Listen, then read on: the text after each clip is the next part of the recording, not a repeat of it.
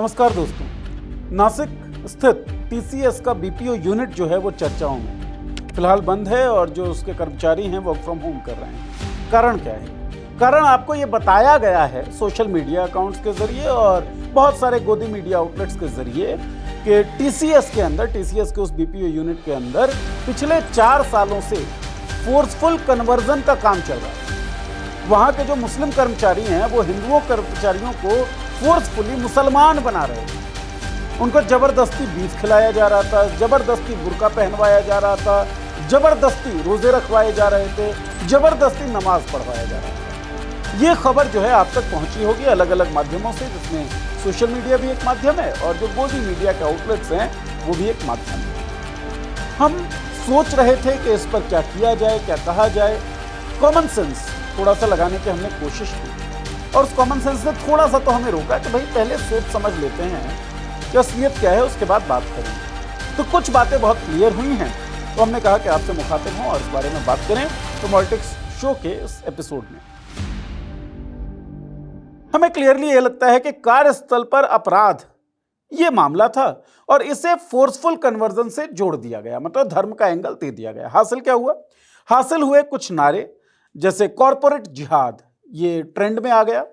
हासिल हुआ नीतीश राणे का वो बयान जिसमें वो कहते हैं कि जो एमएनसीज हैं, जो कॉरपोरेट कंपनियां हैं, वो प्रेफर करें, प्राथमिकता दें हिंदू कर्मचारियों को। ठीक है। हासिल हुआ इस तरह के और भी नफरती बयान जिसमें बुलडोजर एक्शन की एडवोकेसी की गई एक विधायक के द्वारा, बीजेपी के विधायक है वो नासिक की। तो ये सब कुछ हासिल हुआ। ये सब कुछ एक पर्टिकुलर पॉलिटिकल आइडिया को सूट करती हुई दिखती है, जो पॉलिटिकल आइडिया फिलहाल भारतीय जनता पार्टी की है। तो जब पॉलिटिकल आइडिया को सूट करती हुई कोई चीज दिखती है ना, या पॉलिटिकल पार्टी को सूट करती हुई कोई चीज दिखती है, तो थोड़े से डाउट्स क्रिएट होने चाहिए कि भाई ये आइडिया तो पॉलिटिकल पार्टी को सूट कर रहा है, तो क्या कोई राजनीतिक रंग है इसमें। हमने उसी को खोजना, थोड़ा सा जानना शुरू किया और थोड़ा सा हमने वेट किया कि चीजें और निकलकर सामने आए। तो देखें, जो चीजें आपके जहन में ठूसी गई, जैसे निदा खान, एक मॉन्स्टर की तरह उसे पेश किया गया। बताया गया कि निदा खान जो है एचआर ऑफिशियल हैं, कई लोग एचआर हेड कह रहे थे इस पूरी घटना की मास्टरमाइंड थी। टोटल 7 गिरफ्तारियां हुई। निदा खान जो है वो फरार बताई जाती रही, लेकिन अब सच्चाई ये सामने आ रही है कि निदा खान भाई ना तो वो सीनियर थी, ना वो हेड थी और ना ही वो एचआर डिपार्टमेंट में थी। मतलब इतना बड़ा झूठ तो था ही था। दूसरी बात कहा गया कि वो फरार थी, तो वो फरार भी नहीं है। वो अपने घर हैं मुंबई में, पहला बच्चा उनको होने वाला है, उसकी प्रतीक्षा में वो हैं। और बीपीओ नासिक की ये घटना है पूरी। जनवरी से वो बीपीओ मलाड में काम कर रही हैं अपने पति के पास। वो शिफ्ट हो गई प्रेगनेंसी के बाद, है ना, ये उनके परिजनों ने बताया है और ये रिपोर्ट छपा है। तो पॉलिटिक्स शो के इस एपिसोड में हम चर्चा इन्हीं सवालों पर करेंगे और इस बात पर करेंगे पूरा 4 सालों तक क्या टीसीएस जैसे ऑर्गेनाइजेशन में, किसी भी ऑर्गेनाइजेशन में ऑर्गेनाइज्ड कन्वर्जन रैकेट चल सकता है और लोग चुप बैठे रहेंगे। मोदी का शासनकाल है ये, इसमें मुसलमान ऑर्गेनाइज्ड क्राइम कर रहे हैं, ऑर्गेनाइज्ड कन्वर्जन रैकेट चला रहे हैं और हिंदू जो हैं शोषित हो रहे हैं, चुप बैठे हुए हैं। डाइजेस्ट हो पाता है क्या? पच पाता है? कॉमन सेंस से सोच के देखिए। तो कॉमन सेंस को आधार बना के पॉलिटिक्स शो का ये एपिसोड जो है वो आप लोगों के लिए हम लोग ला रहे हैं। सबसे पहली बात ये जानते हैं कि एफआईआर हुई तो पता पड़ा कि ऐसा कुछ हो रहा था। एफआईआर तक बात पहुंची कैसे? एफआईआर तक कैसे पहुंचे? तो सबसे पहले एक पॉलिटिकल पार्टी का कार्यकर्ता है जो टिप देता है पुलिस स्टेशन में कि भाई टीसीएस में इस तरह का काम हो रहा है। पॉलिटिकल पार्टी कौन सी है, कार्यकर्ता का नाम क्या है, ये जाहिर नहीं किया गया है पत्रकारिता के उसूलों के हिसाब से। लेकिन किस आइडिया की वो पॉलिटिकल पार्टी हो सकती है, किस आइडियोलॉजी का वो कार्यकर्ता हो सकता है, आप और हम समझ सकते हैं। तो वो जो पॉलिटिकल वर्कर था वो टिप देता है पुलिस स्टेशन में, जाके कहता है टीसीएस में भाई फोर्सफुल कन्वर्जन का काम चल रहा है। कहता क्यों है? एक लड़की है जिसमें कुछ बिहेवियरल चेंज उसे दिखते हैं। रोजे रख रही है, वो रमजान के व्रत ऑब्जर्व कर रही है। तो संदेह ये जागता है कि भाई इनके ऑफिस में, इनके वर्क प्लेस पे धर्म परिवर्तन जैसा कुछ चल रहा है क्या?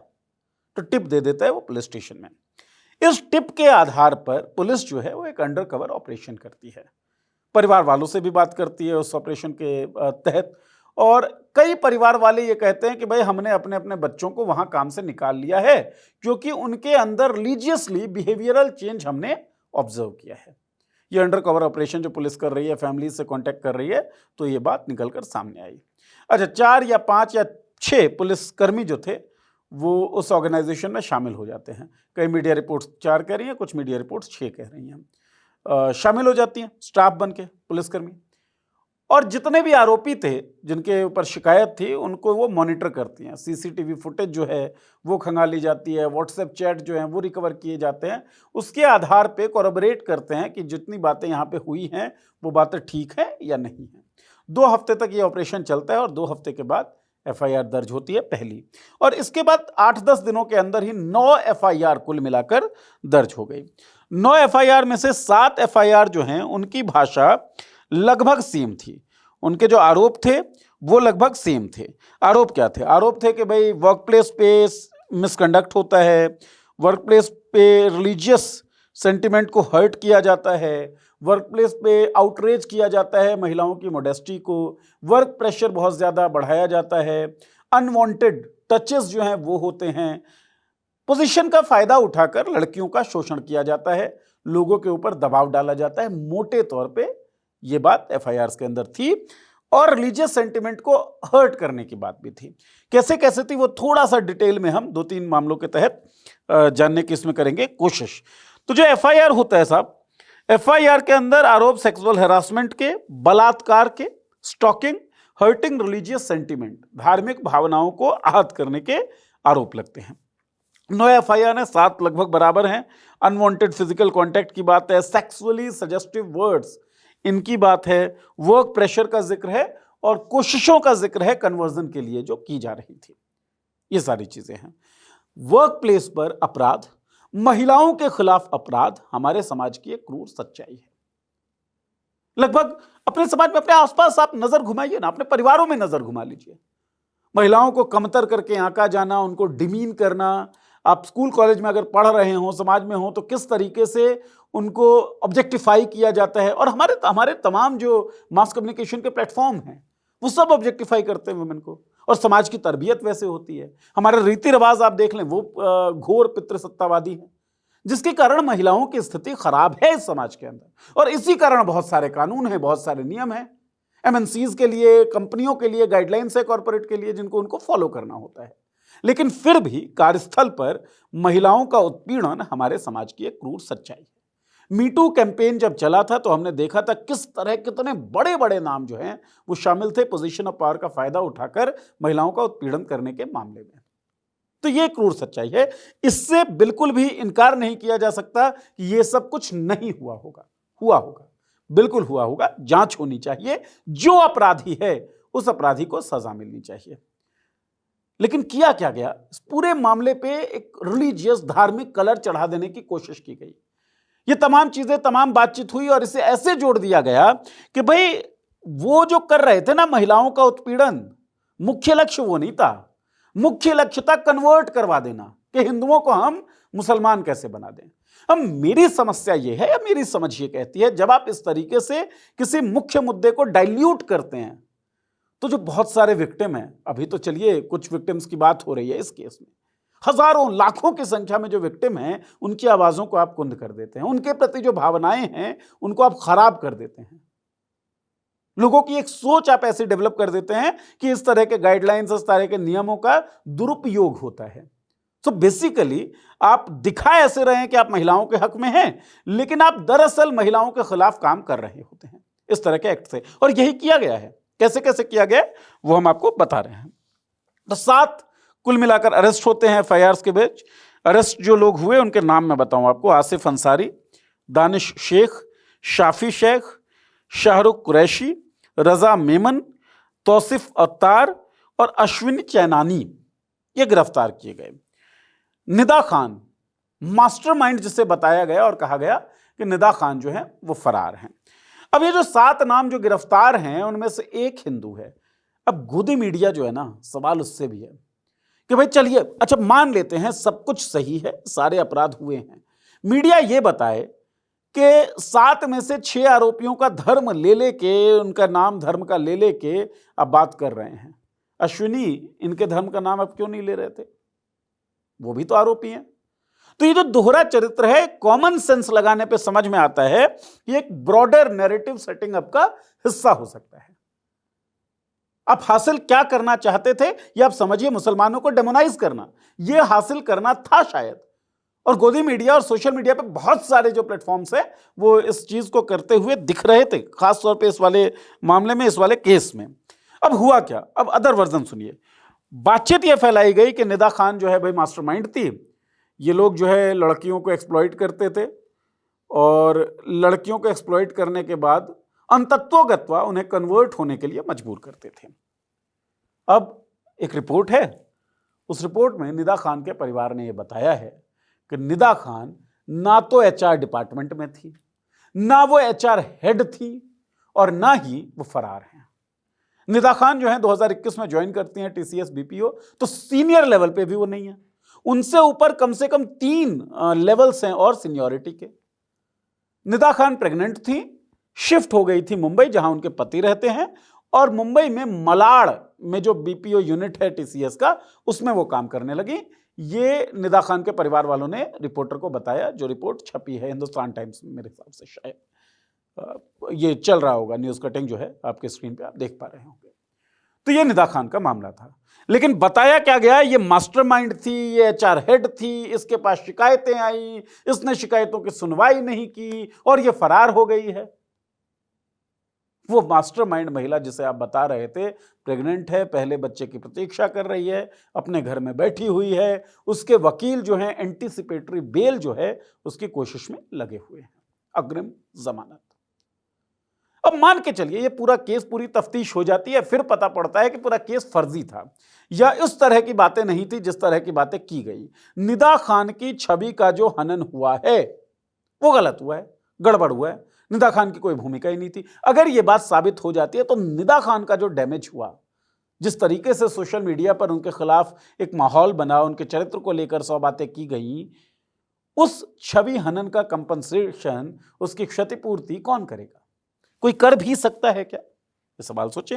लेकिन नेचुरल जस्टिस की बात आती कहाँ है? व्हाट्सएप यूनिवर्सिटी पे, आपके मोबाइल स्क्रीन पर, आपके टीवी स्क्रीन पर बस नाम चल जाए निदा खान, आपके दिमाग में भरा जाएगा, खान है तो गड़बड़ होगा, खान है तो गलत होगी। ऊपर से बात ये जोड़ दीजिए कि भाई धार्मिक उत्पीड़न हो रहा था, तो आपकी जो खून की धार है वो और तेज बहने लगेगी। मसला तो यही है ना, एक स्यूडो दुश्मन खड़ा करो, उसको डेमोनाइज करते रहो, लोगों के मन में उसके खिलाफ नफरत भरते रहो। निदा खान की एक तस्वीर जो है बड़ी वायरल हुई, सोशल मीडिया पे भी चली खूब, और टीवी चैनल्स भी उस तस्वीर को चला रहे हैं। उसके भाई ने बताया कि वो जो तस्वीर है वो उसके इंस्टाग्राम से लिया गया है और सुपर इम्पोज किया गया उस पर उसकी पोजीशन एचआर हेड, जो कि उसकी पोजीशन है नहीं। वो एक टेलीकॉलर थी, प्रोसेस एसोसिएट आप कह सकते हैं, टेलीकॉलर आप समझ रहे होंगे। तो वो कोई डिसाइसिव पोस्ट पे नहीं थी, लेकिन चित्रित ऐसे कर दिया गया कि ये लड़की मास्टरमाइंड थी जो सबका बस कन्वर्जन करवाने पे लगी हुई थी। अच्छा, मलेशिया वाला एक लिंक है, उस पर भी बात करेंगे, है ना। इसके बाद मामला आता है भाई दानिश शेख का। दानिश शेख के ऊपर बलात्कार का आरोप है। जिस पीड़िता ने, जिस सर्वाइवर ने दानिश शेख के ऊपर बलात्कार का आरोप लगाया है, वो पीड़िता और दानिश शेख एक ही कॉलेज से ग्रेजुएट हुए। 2022 में इनकी पहली बार मुलाकात होती है। एल्यूमिनाई और स्टूडेंट का जो रिलेशनशिप है, बहुत सारे लोग जो कॉलेज और गए होंगे वो जानते होंगे, एल्यूमिनाई और स्टूडेंट के बीच में एक ठीक ठाक रिलेशन जो है डेवलप हो जाता है। अब ये रिलेशनशिप दानिश शेख और उस सर्वाइवर के बीच कुछ ज्यादा ही क्लोज डेवलप हुआ। पीड़िता का यह कहना है कि दानिश शेख ने उसे प्रलोभन दिया कि जॉब पाने में उसकी मदद करेगा। उससे मिलता रहा और मिलते जुलते हमेशा काम, वर्क रिलेटेड बातचीत करता था, काम से संबंधित बातचीत उसके साथ करता था। फिर जुलाई में 2022 में वो मिला और पहली बार उसने फिजिकल इंटीमेसी की बात की। फिजिकल इंटीमेसी की बात करने पे इसने मना किया, उसने अपने आप को फोर्स किया और बोला कि मैं तुमसे शादी करना चाहता हूं। ये वादा किया, प्रॉमिस किया। अब इसमें समस्या ये है कि दानिश शेख जो है वो शादीशुदा था, उसने अपनी आइडेंटिटी छुपाई कि मैं शादीशुदा हूं। फिर ये क्लोज भी आए, इनका एक रिलेशनशिप जो है वो डेवलप होता है। फाइनली ग्रेजुएशन कंप्लीट होती है लड़की की, और लड़की दानिश शेख के कहने पर ही, एडवाइस पर ही रिकमेंडेशन भी कह सकते हैं, सिफारिश कह सकते हैं, जो भी हो। मतलब दानिश शेख उसे सजेस्ट करता है कि तुम यहाँ पे अप्लाई करो, वो अप्लाई करती है, इंटरव्यू देती है, उनका सिलेक्शन हो जाता है। दानिश उसी कंपनी में काम कर रहा होता है, टीसीएस के उसी बीपीओ यूनिट में। इनकी नज़दीकी और बढ़ती है। एक आरोप यह है, आरोप क्या है, लड़की ने जो टेस्टिफाई किया है, जो बोला है उसने, उसके हिसाब से दानिश उसको डिसीव करके, धोखा देके एक होटल में ले जाता है, वहां भी उसके साथ यौनाचार करता है। एक मित्र है दानिश का दोस्त तौसीफ, तौसीफ इस लड़की को ब्लैकमेल करता है और ब्लैकमेल करते हुए सेक्सुअल फेवर्स मांगता है, और उसके बाद तौसीफ कार्यक्षेत्र के अंदर, ऑफिस के अंदर उसके साथ मिस अप्रोप्रिएट बिहेवियर करता है। अनवांटेड टचेस उसमें हैं, स्लर्स हैं, लैंग्वेज बहुत खराब है, और मिस एक वुमेन की मॉडेस्टी को आउटरेज करने के लिए आप जो कुछ कर सकते हैं वो तौसीफ और दानिश उस लड़के के साथ करते हैं, और बाकी जो आरोपी हैं वो भी इस सब में शामिल हैं, इस तरह के कृत्यों में ऐसे आरोप हैं। अब ये बात है कि ये सारी बातें बिल्कुल संभव हो सकती हैं। झूठ बोलकर, शादी का झांसा देकर किसी लड़की के साथ संबंध स्थापित करना एक अपराध है। ये अपराध किसी कौम की सीमा को नहीं देखता। ये कोई हिंदू भी कर सकता है, कोई मुस्लिम भी, सिख भी, ईसाई, मतलब कोई भी कर सकता है ये अपराध। अपराध को अपराध की तरीके से देखना चाहिए, किसी धर्म के लेंस को लगाकर नहीं देखना चाहिए, नंबर 1। और अपराध अगर साबित होता है तो जो सजा बनती है कानूनन, वो सजा उसको मिलनी चाहिए। लेकिन किया क्या गया, और दिक्कत इस पूरे इंसिडेंस में क्या है कि ये जो अपराध है, जो बहुत ग्रेव है, बहुत सीरियस है और बहुत प्रिवेलेंट है हमारी सोसाइटी में, अनफॉर्चुनेटली उस अपराध को डाइल्यूट कर दिया गया। पूरा अमली जामा ये पहना दिया गया, भैया यहां पर रिलीजियस कन्वर्जन का काम चल रहा था। क्योंकि वो जो विक्टिम हैं, उन्होंने जो शिकायत की, जिस शिकायत के आधार पर एफआईआर हुई, उस शिकायत में उन्होंने लिखा कि तौसीफ और दानिश बातों बातों में हमेशा मुसलमान या इस्लाम की जो मेरिट है उसको बताते थे हिंदू रिलीजन के ऊपर, कि मुसलमान धर्म की मेरिट्स क्या है। उनके जो देवी देवता हैं हिंदुओं के, उनकी आलोचना की जाती थी, उनके बारे में गलत शलत बोला जाता था। यह बात उसने शिकायत में कही है। अब एक सामान्य सी समझ, आप लोग अगर वर्क प्लेस में रहते हो तो सोच के देखिए।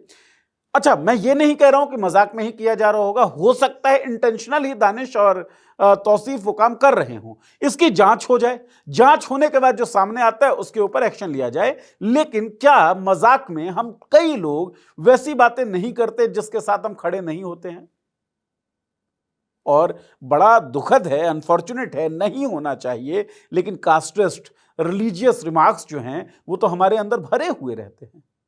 कॉमन सेंस की बात मैं कर रहा हूं। प्रैक्टिकली आप जब सोचेंगे तो इस तरीके की चीजें होती हैं। उसके बाद सेमिटिक रिलीजन और नॉन सेमिटिक रिलीजन के कैरेक्टरिस्टिक पे मैं बात नहीं करूंगा, लेकिन हर इंडिविजुअल अपने हिसाब से सेमिटिक जैसा ही होता है। मतलब उसको प्रोपेगेट करना होता है अपने आप को। आपका जो आइडिया होगा, आप किसी से मिलेंगे तो उसे प्रोपेगेट करेंगे। आप चाहेंगे कि आपके आइडिया से कोई दूसरा व्यक्ति इन्फ्लुएंस हो जाए। अब इसके लिए तरीके अलग अलग होते हैं। कुछ लोग केवल बात करके वो इन्फ्लुएंस जो है वो जाहिर करना चाहेंगे या हासिल करना चाहेंगे। कुछ लोग फोर्सिबली वो हासिल करना चाहेंगे, और जहां बात फोर्सिबली आती है वहां पे दिक्कत होती है। अब देखिए, कन्वर्जन का ना बेसिक सा एक नियम, उसूल, कानून भी है, जिसमें मस्जिद में जाना पड़ता है कन्वर्जन के लिए, बड़ा जरूरी कदम है। तो क्या दानिश या तौसीफ उस लड़के को मस्जिद में ले गए? तो इसका उल्लेख अब तक तो कहीं पे नहीं मिला हुआ है। तो कन्वर्जन फोर्सिबली हो रहा था ऐसा तो कुछ है ही नहीं। अब बिहेवियरल चेंजेस जो हुए हैं वो बिहेवियरल चेंजेस वांछनीय भी हो सकते हैं, आपकी मर्जी से भी हो सकते हैं, वो कंसेंसुअल हो सकते हैं। हादिया केस हम लोगों को नहीं भूलना चाहिए। केरला की ये लड़की थी और वो अपना धर्म बदलती हैं, अपने प्रेमी के साथ शादी कर लेती हैं। उनके पिता केस दर्ज करते हैं, कहते हैं कि भाई ये जो है फोर्सिबली धर्म परिवर्तन इसने किया है, जबरन से धर्म परिवर्तन जो है करवाया गया है। केस चलता है। केरला की अदालत कहती है कि भाई ये जो शादी है नल एंड वॉइड है, आपको अपने पिता के पास वापस लौट जाना है। सुप्रीम कोर्ट में जाता है मामला और सुप्रीम कोर्ट कहता है कि हादिया जो है वो बालिग हैं, अपने फैसले ले सकती हैं। पूरे घटनाक्रम में कुछ भी फोर्स्ड नहीं था, वो कन्वर्जन उनकी अपनी मर्जी का था। It was not a force conversion. ये सुप्रीम कोर्ट की रूलिंग है। तो कई बार हमारे बिहेवियर्स में चेंजेस आ सकते हैं जो फोर्स ना हो, जरूरी नहीं है कि वो फोर्स हो। इसमें इन्फ्लुएंस उन बातों का हो सकता है जो खाना खाते वक्त या कहीं टहलते वक्त या चाय पीते वक्त जो बातचीत हमारे इर्द गिर्द हो रही है। किसी धर्म के लोग आपके साथ ज्यादा हैं, वो अपने धर्म की बात कर रहे हैं और रिलेटिवली आपको लगता है कि वो धर्म ठीक लग रही है इसकी बातें थोड़ी बहुत, आप और स्टडी करते, आप अपनी मर्जी से भी वो परिवर्तन कर सकते हैं, ऐसा हो सकता है। फोर्स्ड कन्वर्जन की जो पूरी बात है इस पूरे मामले में, वो बहुत बड़े शक को पैदा करती है। अब एक अंत में बात कर लेते हैं कि हासिल क्या क्या हुआ है। हासिल क्या हुआ है उसको जानने के लिए आपको बयान देखने पड़ेंगे, सुनने पड़ेंगे। तो जो लोकल एमएलए हैं देवयानी फरांडे जी, देवयानी फरांडे हैं लोकल एमएलए, इन्होंने कहा है कि जितने भी आरोपी हैं, मतलब ऐसा करना अनकॉन्स्टिट्यूशनल है। तो जी हाँ देवयानी जी, हम आपके साथ हैं। फोर्स कन्वर्जन करवाना, किसी को ठगना, किसी के साथ सेक्सुअल मिसकंडक्ट करना, ये सब कुछ असंवैधानिक है, नहीं करना चाहिए, गैर कानूनी है, सजा मिलनी चाहिए प्रॉपर इन्वेस्टिगेशन के बाद। इसके बाद देवयानी जी कहती हैं कि इन तमाम लोगों की प्रॉपर्टी सील कर दी जानी चाहिए, बुलडोजर एक्शन इनके खिलाफ लिया जाना चाहिए, मौत की सजा, मृत्यु दंड इनको दिया जाना चाहिए। तो बेसिकली एक पब्लिक ट्रायल चल रहा है, एक मीडिया ट्रायल चल रहा है, बुलडोजर एक्शन। हमारे जो लॉ मेकर्स हैं बुलडोजर एक्शन को जस्टिफाई करेंगे। तो बेसिकली आप कुछ कह नहीं रहे ना, या आप कुछ करवाना चाहते हैं, करना चाहते हैं, आप केवल और केवल नफरत भर देना चाहते हैं लोगों के मन में, आम जनमानस के मन में। और वो काम देवयानी फरांडे का ये बयान मुझे लगता है बाखूबी कर सकता है। नीतीश राणे महाराष्ट्र में मंत्री हैं, इन्होंने कॉर्पोरेट जिहाद की बात की कि कॉर्पोरेट जिहाद जो है वो चल रहा है और इस कॉर्पोरेट जिहाद से बचने के लिए जरूरी है कि जो बड़े बड़े कॉर्पोरेट्स हैं या कॉर्पोरेट्स जो भी हैं, छोटे भी हैं, वो प्राथमिकता हिंदुओं को दें कि जब नौकरी देनी हो तो हिंदुओं को दीजिए, मुसलमानों को मत दीजिए, क्योंकि मुसलमानों को नौकरियां देंगे तो ये जो जिहादी एक्टिविटीज हैं ये होती रहेंगी। ये नीतीश राणे का बयान है। तो बेसिकली ये हासिल है। और अब आप पूरा एक बार रिकैप करके सोचिए पूरा मामला क्या है। एक पॉलिटिकल पार्टी का वर्कर एक टिप देता है पुलिस स्टेशन में, पुलिस जो है एक अंडरकवर ऑपरेशन करती है, कुछ लड़कियां बाहर आती हैं, एफआईआर दर्ज करती हैं। एफआईआर में सेक्सुअल मिसकंडक्ट, कार्यस्थल पे गलत, अनवांटेड टच, इन सब चीजों का जिक्र है। साथ में रिलीजियस सेंटिमेंट्स हर्ट करने का या रिलीजन का इंसल्ट करने का मामला भी है। फोर्स कन्वर्जन की बात भी यहां पर आ जाती है। इसके बाद नेताओं के बयान आ जाते हैं कि भैया कॉर्पोरेट जिहाद चल रहा है, नौकरियों में आप लोग प्राथमिकता हिंदुओं को दो, मुसलमानों को नौकरियां मत दो सीधे तौर पे, इनके घरों को सील करो, इनके प्रॉपर्टीज को सील करो, इनके घरों पे बुलडोजर चलाओ। ये पूरा जो नैरेटिव है क्या किसी एक पॉलिटिकल पार्टी को सूट करता है? आपको क्या लगता है, आप बताइए। मुझे तो जो लग रहा है वो मैंने पूरी वीडियो में आपको बताया है। जब इस तरह का कोई रिलेशन आपको दिखे ना, तो थोड़ा सा सचेत होने की जरूरत है।